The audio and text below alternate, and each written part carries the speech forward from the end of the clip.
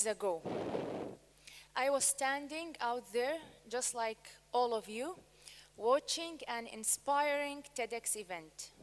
Then all of a sudden, I turned to a bunch of my friends and told them, one day I will be on this stage.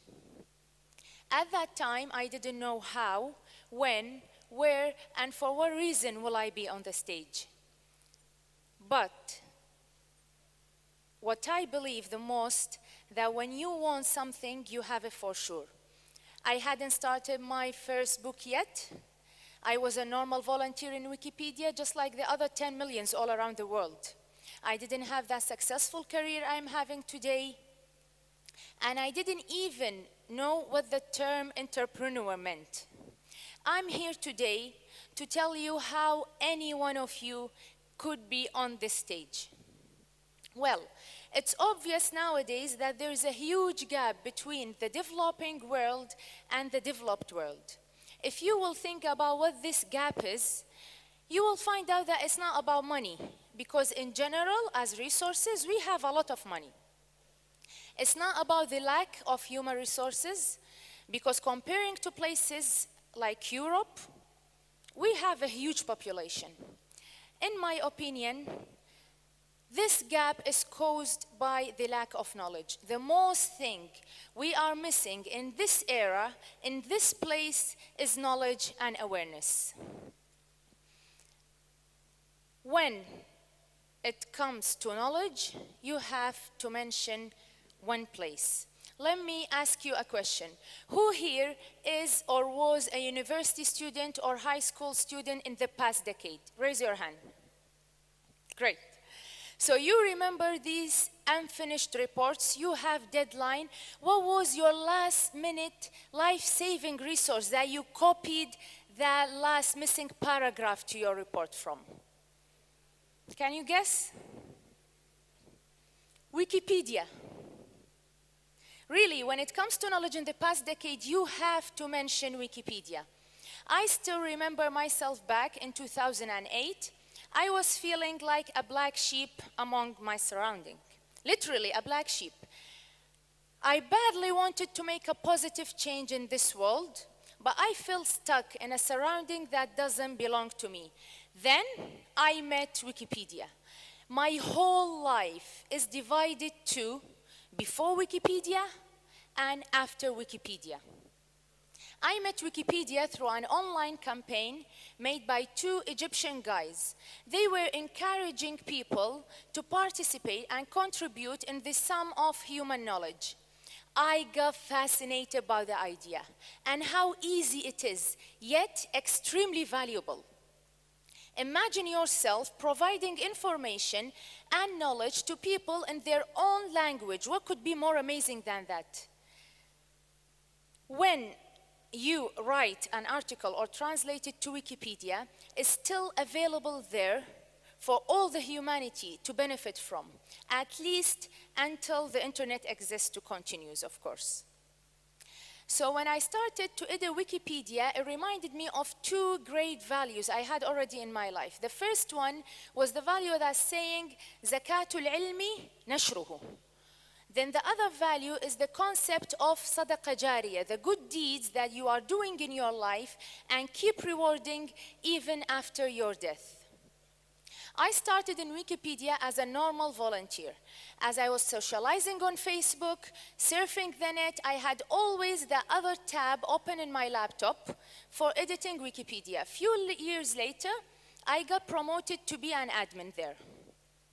Then eventually, I was chosen to represent the entire world volunteers of Wikipedia in its 290 different languages to receive the most prestigious award in Spain, presented by the King and Queen of Spain, Princess of Asturias Award. That was given. Princess of Asturias Award that was given to Wikipedia in the branch of international cooperation for the role played in spreading knowledge all around the world.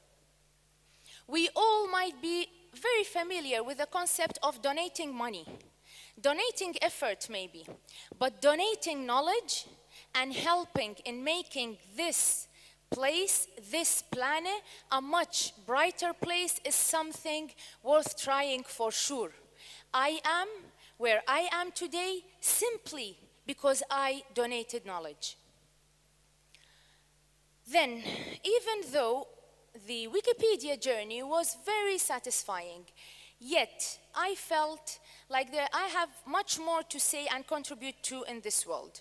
So I was thinking, instead of me writing articles, blogging, having these small pieces of literature here and there, why shouldn't I go and start my first novel?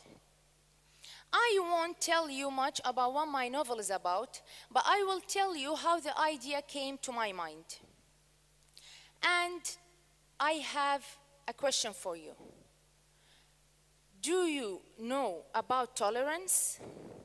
If you didn't get the exact definition, in Kurdish we call it ليخوشبون. In Arabic it's التسامح أو التعايش. Are you tolerant? Do you consider yourself as a tolerant person? If you will ask this question to anyone, you will get a chance of 99.9% of an answer of yes, of course I'm tolerant. Then, if I will tell you now that the person over there is an atheist, what would be your reaction? Most probably you would say it's fine. They are free, I have nothing to do with them. Then what if I will tell you that your own child, brother, or sister is deciding to become an atheist? Truly and honestly, what would be your honest reaction? I've asked this question to more than 100 of different people from all different backgrounds and environments. And believe me, the mildest and the most educated response I got was, I will end my relationship with them. We are here today talking about rehabilitation and development. How will we survive if we will still have the same strict and rigid mentality that we've always had?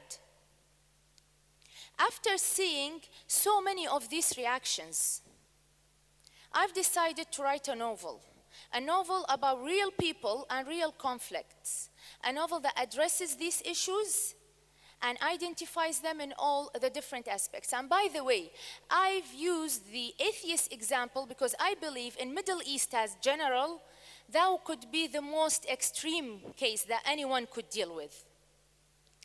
During the process of writing my novel, I was always behind a laptop, writing in some corner at my house. I was dying, literally, to sit in an inspirational place, full of books, full of colors. But I couldn't find one here. Then I was thinking, why wouldn't I start such a place here?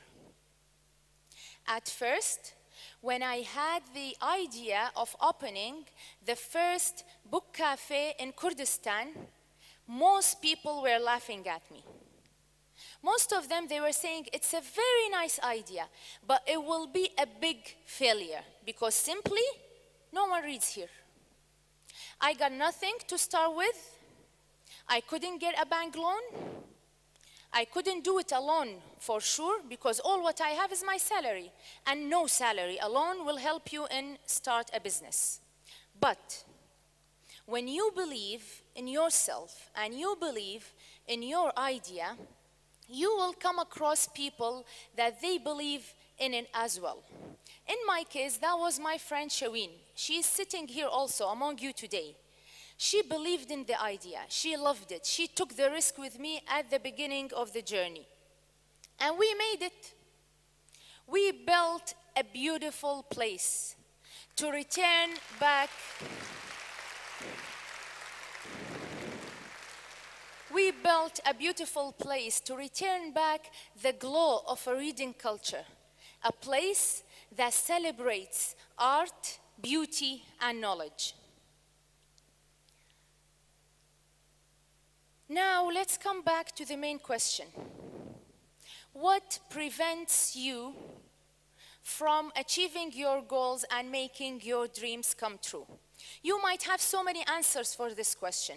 Circumstances, financial problems, family issues maybe, blah, blah, blah. But let me tell you one thing.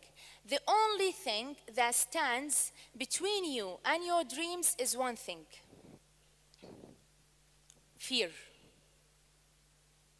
Fear of failure. Fear of losing all what you have. Fear of people's talk, qsay khalq as we call it.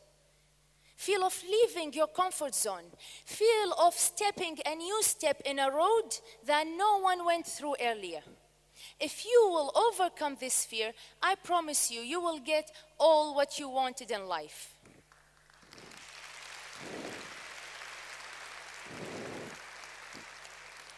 Universe is like an open catalog. You can go, choose what you want to be and what you want to have. If you come to our cafe, the first thing that you will see in the entrance on the right is an entire wall with one word on it. It says, believe. What made me be here on this stage today, comparing to 5 years ago, is only one thing. I believed. Thank you.